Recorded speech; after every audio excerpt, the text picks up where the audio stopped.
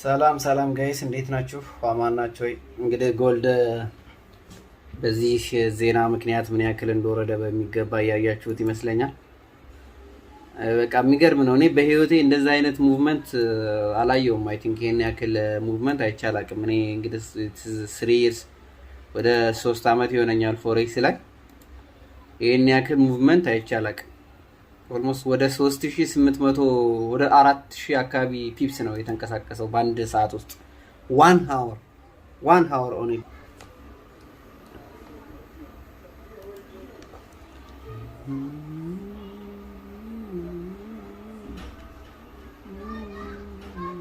ተመልከቱት።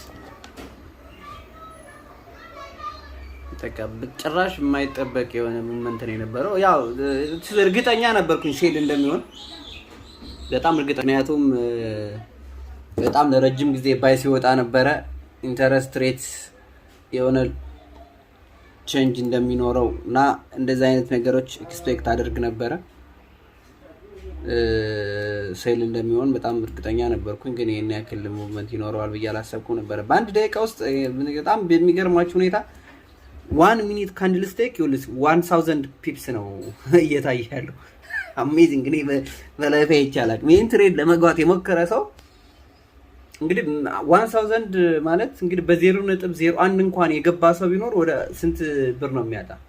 1000 $100 ነው የሚያጣ በ0.01 ገብቶ ማለት ነው። እንግዲህ ቮሊዩሙ ምን ያክል በጣም አንኤክስፔክትድ እንደሆነ ታዩታላችሁ በጣም። እና ዛሬ እኔ ምንም ትሬድ አልወሰድኩም። በቃ እጄን አጣጥፌ ነው የተቀመጥኩት። ያቺን ጧት ያሳየኋችሁ ሁሉ እስካገኘው በኋላ ምንም ትሬድ አልወሰድኩም። 3 ጊዜ ነው ትሬድ የወሰድኩት በዚህ ሳምንት።